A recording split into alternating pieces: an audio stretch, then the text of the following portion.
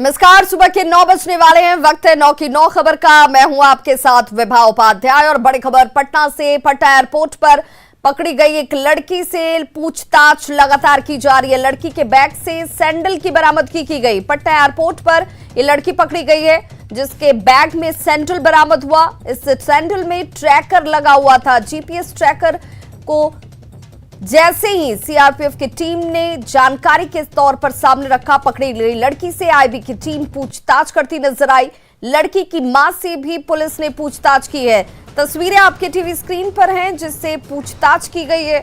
NIC के software developer को ज्यादा जानकारी के लिए बुलाया गया है।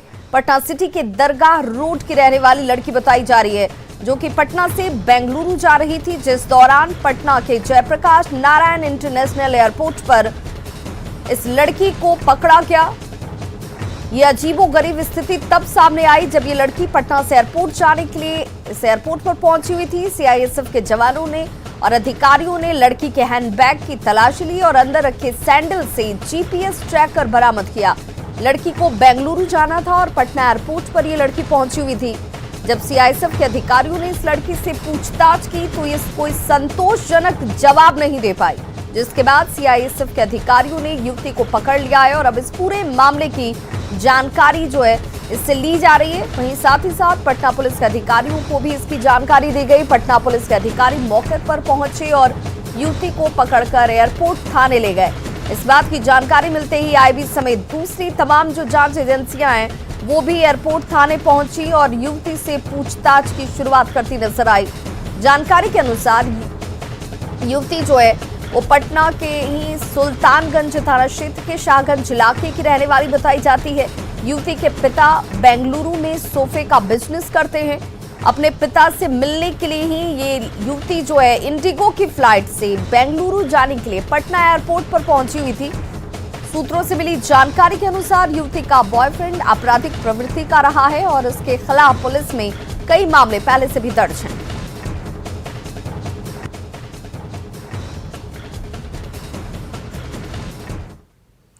अगली खबर बांका से, जहां शराब के नशे में धुत बाइक सवार 3 युवक सड़क हादसे का शिकार हो गए हैं। हादसे में एक युवक की स्थिति गंभीर बताई जा रही है जिसे भागलपुर रेफर किया गया। वहीं 2 का इलाज अमरपुर रेफरल अस्पताल में होने के बाद पुलिस ने उसे हिरासत में लिया है। घटना अमरपुर के खेमीचक स्थित स्पीड ब्रेकर के पास की है और बताया जा रहा है कि तीनों युवक बाइक से तेज गति से अमरपुर की ओर जा रहे थे और इसी दौरान बीच सड़क पर स्पीड ब्रेकर की वजह से हादसे का ये शिकार हुए।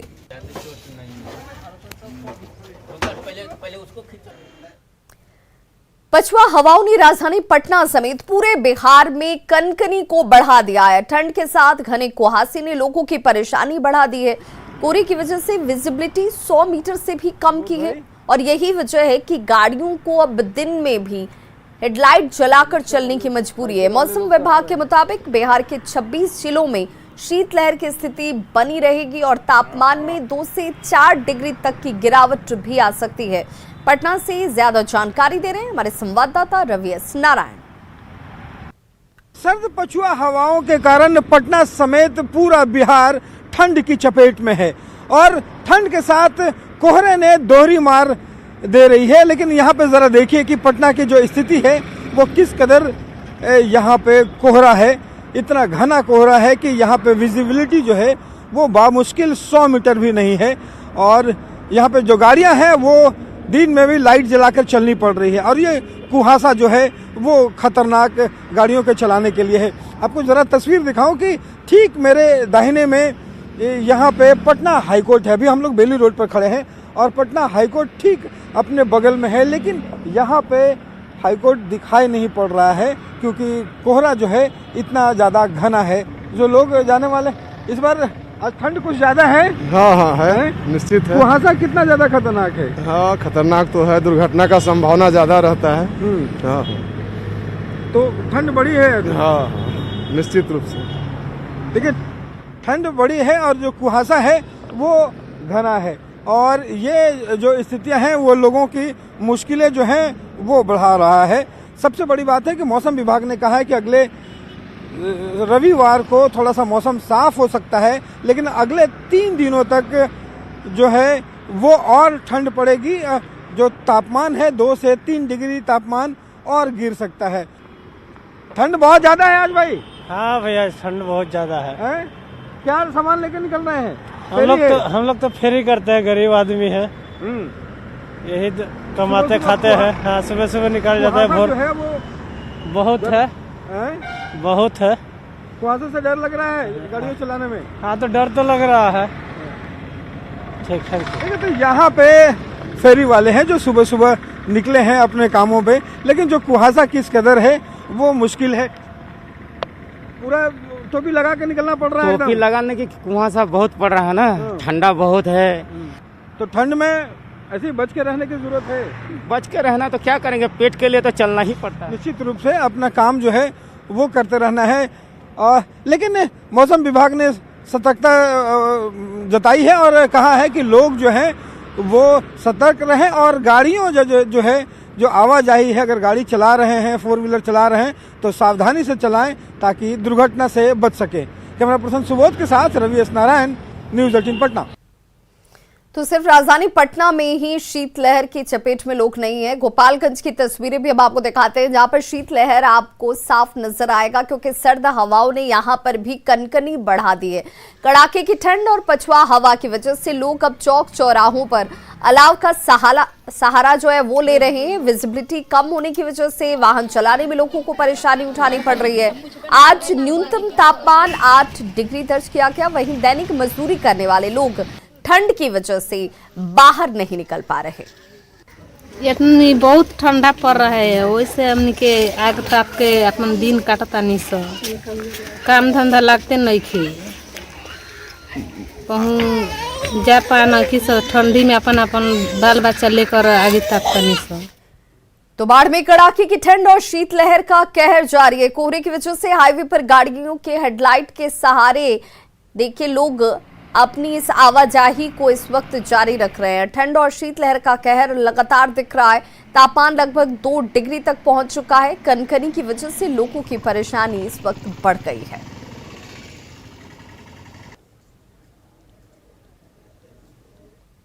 तो वहीं उत्तर पश्चिम से आ रही बर्फीली हवाओं का असर राजधानी रांची समेत पूरे झारखंड में दिख रहा है। पिछले 5 दिनों से रांची का पारा लगातार नीचे जा रहा है। बादल छटने और आसमान साफ होने के बाद बर्फीली हवाओं की वजह से कनकनी बढ़ गई है। बावजूद इसके रांची के मोरहाबादी मैदान में हर दिन आर्मी की तैयारी करने वाले युवाओं का हौसला बुलंद नजर आता है। युवाओं की माने तो ठंड के दिनों में वार्म अप करने में ज्यादा समय लगता है और रांची के मोरहाबादी मैदान में युवाओं से बातचीत की न्यूज़ 18 संवाददाता संजय कुमार सिन्हा ने। राजधानी रांची समेत पूरा झारखंड इस समय शीतलहरी की चपेट में है। उत्तर भारत से जो बर्फीली हवाएं आ रही हैं उनका सीधा प्रवेश झारखंड में हो रहा है। इस समय पारा काफी गिरा हुआ है और हम मौजूद हैं राजधानी रांची के मोरहाबादी मैदान में और हमारे साथ वो युवा हैं जो इस समय आर्मी में जाने की तैयारी कर रहे हैं। हर सुबह मोरहाबादी मैदान में पहुंचते हैं, दौड़ लगाते हैं और दौड़ से जो गर्मी निकलती है वो गर्मी प्रेरित करती है देश सेवा के लिए। पारा गिरा हुआ है, कितने तैयार हैं आप लोग? तैयार तो काफी ज्यादा है सर। ठंड हमें क्या हराएगा, हम ठंड को हरा सकते हैं। इतना जुनून है हमारे अंदर कि ये ठंड तो कुछ भी नहीं है। जब हमारे जवान सियाचिन ग्लेशियर पे हम लोगों की देश की रक्षा कर सकते हैं तो ये ठंड तो हमारे सामने कुछ भी नहीं है। ठंड से लड़ने भिड़ने के लिए भी तैयार हैं क्योंकि देशभक्ति का जज्बा अंदर भरा हुआ है। आज सुबह कितनी दौड़ लगाई आपने? 25 किलोमीटर तक डेली लगाते हैं, लेकिन आज 20 किलोमीटर तक लगा लिए। 25 किलोमीटर आप एक दिन में दौड़ जाती हैं? Daily practice. यस सर, हाँ एक दिन में 25 किलोमीटर दौड़ लेते हैं हम लोग। दौड़ लेते हैं? यस सर, आज तो 20 किलोमीटर दौड़ लिए हम लोग। दौड़ लिए? Yes sir. क्या पारे से डर नहीं लगता है? बिल्कुल। No sir. तैयार हैं? यस सर, बिल्कुल सर। तो यहाँ पर जो है अभी आप लोग जो आर्मी की तैयारी कर रहे हैं, लगातार सुबह जो है बर्फीली हवाएं चलती हैं, तो क्या कुछ असर होता है कि आज थोड़ा कम दौड़ें, आज ज्यादा नहीं दौड़ेंगे, ठंड ज्यादा लग रही है? नो सर, ठंड की हमें परवाह नहीं है। हमें तो सिर्फ परवाह है अपने देश की और हम चाहते हैं कि हम इंडियन आर्मी में ज्वाइन हो। इसलिए सर दिन रात करके मेहनत कर रहे हैं और हमारे सर पूरा हम लोगों को बढ़िया से ट्रेनिंग दे रहे हैं और हम पूरा तैयार है देश की सेवा करने के लिए। देखिए छात्र जो कह रहे हैं कि 25 किलोमीटर जो है हम दौड़ लगाते हैं, क्या बात सही है? 25 किलोमीटर ठंडी हवा में दौड़ना? जी सर, जैसे ठंडा बढ़ता है तो वैसे वर्कआउट का इंटेंट भी बढ़ जाता है। ठंडा जितना ज़्यादा होगा उतना वर्कआउट भी बढ़ेगा, क्योंकि बॉडी टेम्परेचर जैसे जैसे बढ़ेगा तभी, जैसे गर्मी के सीजन में 15 मिनट में वार्म अप हो जाता है, मगर ठंडा के सीजन में वो आधे घंटे में वार्म अप होता है बॉडी। तो बच्चे इस तरह से हैं कि इन लोगों का ट्रेनिंग सेशन अभी से ही स्टार्ट होता है। आने वाले दिन में ये सियाचिन जाएंगे, ग्लेशियर जाएंगे, या कहीं पर भी बाड़मेर में रहेंगे, गर्मी धूप सर सब में इन लोगों को झेलना है। तो आने वाले दिन में -50 डिग्री में रहना है, तो इन लोगों को तो इतना ठंड कोई भी मैटर नहीं करता है। चलिए हमें मान लें कि ठंड हमें लड़ना सिखाता है, ज्यादा प्रैक्टिस करना सिखाता है, बर्फीली हवाओं से डर नहीं लगता साहब, क्योंकि हम दिल में देशभक्ति का जज्बा रखते हैं। कैमरामैन अमित के साथ संजय कुमार सिन्हा, न्यूज़ 18 रांची।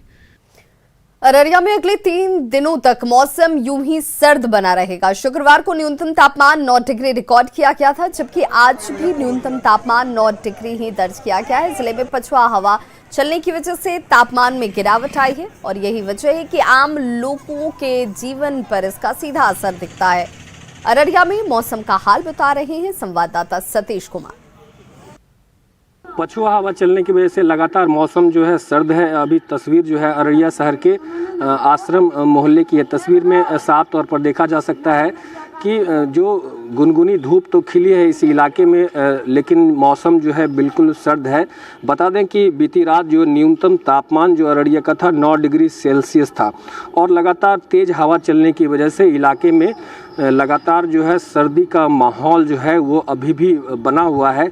और मौसम विभाग की माने तो अगले 3 दिनों तक यूं ही हवा चलेगी, जिसकी वजह से शीतलहर और कनकनी का माहौल जो है वो लगातार बना रहेगा। 3 दिन से पछुआ हवा जो चला है उसमें काफ़ी ठंड थी। आज तो थोड़ा सा धूप खिला है, लेकिन धूप में गर्माहट नहीं है। और मौसम विभाग के मुताबिक अगले 3 दिनों तक जो है तापमान में गिरावट दर्ज की जाएगी। सतीश कुमार, न्यूज़ 18 अररिया। और खरमास के बाद लगन आते ही सोना और चांदी के बाजार एक बार फिर से मुस्कुराने लगे हैं। कल तक जिस गोल्ड से लोगों ने अपनी दूरी बना रखी थी, आज उसी सोने का रंग लोगों को खूब पसंद आ रहा है।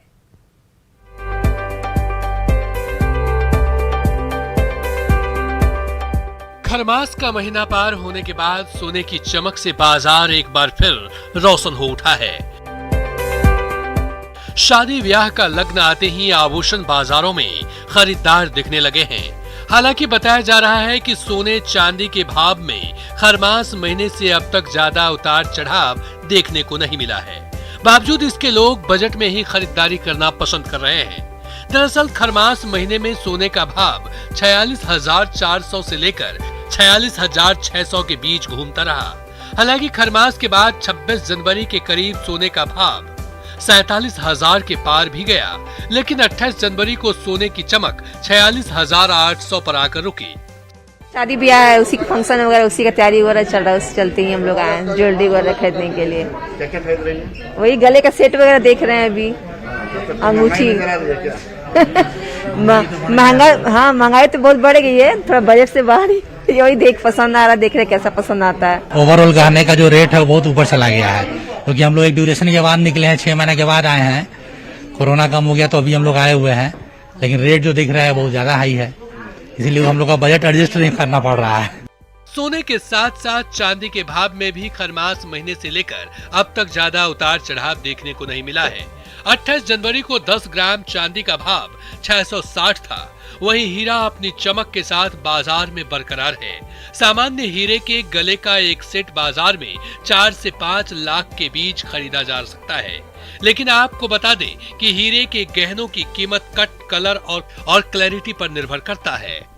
सोना चांदी का मार्केट में सुधार हुई है, क्योंकि उधर लोग ज्वेलरी की खरीदारी करना उचित नहीं समझते हैं, और उसके बाद जो है सो इधर जब से खरवास खत्म हुआ है तब से लोगों बाजार में कुछ रौनक लौटा है। एंटीक ज्वेलरी ज्यादा पसंद करते हैं, लेकिन अभी जैसे कि कम बजट में लोग भी चाहते हैं कि लेना, तो ये है कि आपका ये सेट है प्लेन सेट, ठीक है ना, तो ये है, तो इसका डिजाइन देखिए बहुत सुंदर है, ठीक है ना, इसमें वर्क प्लेन वर्क है, कटिंग है इसमें जी, जैसे कानों का झुमका का जो उसमें भी है,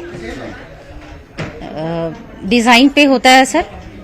जैसे डिज़ाइन है, जैसे एंटिक में थोड़ा सा उसका ज़्यादा होता है प्राइस, और ये सब में थोड़ा सा कम होता है। हालांकि सोना कारोबारियों को उम्मीद है कि कोरोना और खरमास की वजह से आई मंदी को लगन का बाजार दूर कर देगा। बहरहाल महंगाई के दौर में भी सोना अपनी चमक से अपने पुरानी धाक को फिर जमाने की कोशिश में जुटा है। संजय कुमार सिन्हा, न्यूज़ 18 रांची। बिहार विधान परिषद की 24 सीटों के लिए होने वाले उपचुनाव में सीट शेयरिंग के विवाद को सुलझाने के लिए एनडीए और महागठबंधन के सभी दलों ने अपनी कमर कस ली है। एनडीए भी सीट शेयरिंग को फाइनल टच देने के लिए केंद्रीय मंत्री भूपेंद्र यादव जहां बिहार पहुंचे हुए हैं, वहीं महागठबंधन में आरजेडी और कांग्रेस के बीच भी सीट शेयरिंग विवाद सुलझता हुआ नजर आ रहा है। 24 सीटों पर होने वाले एमएलसी के चुनाव में महागठबंधन पूरी तरह से एकजुट है। 2400 सीट पर एनडीए के उम्मीदवार को हराना है। इस रणनीति के तहत तैयारी की जा रही है। एमएलसी के चुनाव में जिनको चुनाव जहां से लड़ाना है, जब चुनाव के तारीखों का ऐलान हो जाएगा, इसकी घोषणा हो जाएगी। लेकिन अभी बहुत सारे उम्मीदवारों को ग्रीन सिग्नल दे दिया गया है, वो तैयारी में लगे हुए हैं। जब कांग्रेस पार्टी और आरजेडी अलग अलग लड़ी है तो परिणाम बहुत बुरा हुआ है। या चाहे 2009 का लोकसभा हो, 2010 के विधानसभा हो, या फिर अभी का 2 उपचुनाव हो, परिणाम बुरा रहा। तब आदरणीय लालू प्रसाद यादव जी ने स्वयं आप मीडिया को कहा था कि अब हम सब चुनाव साथ लड़ेंगे। स्थानीय निकाय से जो 24 विधान परिषद का सीट होगा, हम सब साथ मिलकर लड़ेंगे। हाँ, निश्चित तौर पर ये लोग लड़ रहे हैं चुनाव। इसमें थोड़ी सी शुरुआती दौर पे थोड़ी सी लोगों के बीच में पेंच फंसा हुआ नजर आ रहा था, लेकिन अब जैसे जैसे समय नज़दीक आ रहा है, अभी तो नोटिफिकेशन इसका नहीं किया गया है, लेकिन बावजूद इसके लोग अभी जो है सो महागठबंधन पूरी तरह से इंटैक्ट है और कांग्रेस और राजद दोनों आपस में तालमेल बनाए हुए हैं और एक वामपंथी दल को भी सीट देने की जहां तक बात हो रही है, वामपंथी दल से भी इनकी सहमति बन चुकी है। कटिहार में पूर्व को पश्चिम से जोड़ने वाले नए रेलवे ओवरब्रिज का उद्घाटन हुआ। डिप्टी सीएम तारकिशोर प्रसाद और सांसद दुलाल चंद गोस्वामी ने 43 करोड़ से बने रेलवे ओवरब्रिज का उद्घाटन किया। 1964 में बना पुराना पुल काफी जर्जर हुआ था। इसके अलावा रेलवे के विद्युतीकरण के बाद पुल की ऊंचाई को लेकर भी कुछ परेशानियां आ रही थी। ये रेलवे आरओबी बनकर के तैयार हो गया और नए साल में कटिहार की जनता को समर्पित हुआ और इसका इनॉग्रेशन में माननीय उप मुख्यमंत्री, बिहार सरकार और नगर विकास मंत्री श्री तारकिशोर प्रसाद जी। स्वास्थ्य विभाग ने अनुमंडल स्तर पर अस्पतालों में डिजिटल एक्सरे की शुरुआत जोर शोर से की थी, लेकिन 1 साल के अंदर ही डिजिटल एक्सरे दम तोड़ता नजर आ रहा है। बाढ़ अनुमंडलीय अस्पताल में 1 साल पहले शुरू हुए डिजिटल एक्सरे का काम कर रही एजेंसी को भुगतान नहीं होने की वजह से अब एक्सरे का काम बंद होने की कगार पर है। भुगतान नहीं होने से टेक्नीशियंस के साथ किसी भी स्टाफ को पिछले 1 साल से राशि का भुगतान नहीं किया गया। बाढ़ अनुमंडल अस्पताल का जायजा लिया संवाददाता अनिरुद्ध ने। स्वास्थ्य विभाग ने बड़े ही धूमधाम से अनुमंडलीय अस्पताल में डिजिटल एक्सरे की शुरुआत की थी। महज 1 साल ही डिजिटल एक्सरे की शुरुआत का हुआ और बंद होने कगार पर आ गया है। अभी हम खड़े हैं बाढ़ अनुमंडलीय अस्पताल के डिजिटल एक्सरे के बाहर, जहां पिछले 1 साल से डिजिटल एक्सरे का भुगतान नहीं किया गया है। यानी कि स्वास्थ्य विभाग की बहुत बड़ी लापरवाही सामने देखी जा रही है। हम बात करते हैं कि क्यों नहीं भुगतान हो रहा है और इसके बंद होने से कितने आम जनजीवन को परेशानियों का सामना करना पड़ेगा। क्या नाम है आपका? दिलीप कुमार। दिलीप जी, कब से चल रहा है डिजिटल एक्सरे? पिछले 1 साल हो गया, फरवरी में चालू हुआ था और फरवरी से हम लोग का पेमेंट नहीं हुआ है। तो क्यों बंद कर रहे हैं? पैसा ही नहीं मिल रहा है। विभाग से बात किए, कम तो बोलता है कभी कोई पेपर, इसी के चक्कर में रुका हुआ है। सिविल सर्जन मैडम से भी जाकर मिले थे तो सारा मांगे डॉक्यूमेंट, जाकर डॉक्यूमेंट्स भी यहाँ से वेरीफाई करके सारा चीज दे दिए हैं। उसके बाद भी कोई भुगतान नहीं हो रहा है। करीब कंपनी का 20 लाख से ऊपर का है। नहीं, फरवरी से अभी तक का है। तो ऐसे में क्या कदम उठा रहे हैं? हम लोग 4-5 स्टाफ काम करते हैं, सारा कल सब काम बंद करने जा रहे हैं क्योंकि काम करने में असमर्थ हैं। मेरे पास पैसा नहीं है, अब काम कहाँ से कर पाएंगे। शनिवार कल शनिवार से सब काम बंद, कल से हम काम बंद कर देंगे। कितने पेशेंट दिन भर में आते होंगे यहाँ पे? यहाँ 40 से कम 45 एक्सरे पर डे होता है लगभग। हाँ, दूर दराज से लोग आते हैं। दूर दराज से आते हैं सब। अब बंद हो जाए तो फिर कहाँ जाएंगे वो? प्राइवेट में जहाँ जाएं, क्योंकि मेरे पास तो अब हम सक्षम नहीं है काम करने में, क्योंकि सबका सैलरी और हम अपना सैलरी सारा अब नहीं है मेरे पास। एक्सरे है क्या? यहाँ कोई एक्सरे नहीं है, आप ही का चलता है? बस मेरा ही चलता है। अब वो बंद हो रहा है? हाँ, कल से बंद कर देंगे। राशि का भुगतान नहीं हुआ? नहीं होने के कारण हम बंद करने जा रहे हैं। विभाग को चिट्ठी पत्र भी लिखे थे? सब दे दिए हैं। तो आपने सुना, बताया कि पिछले 1 साल से राशि का भुगतान नहीं और 5-6 स्टाफ काम करते हैं जिनको कोई पैसा का भुगतान नहीं हुआ, इसलिए अपना एक्सरे डिजिटल बंद कर रहे हैं। अनिरुद्ध, न्यूज़ 18 बाढ़। तो खबरों का सिलसिला लगातार जारी है, आप देखते रहिए न्यूज़ 18 बिहार झारखंड।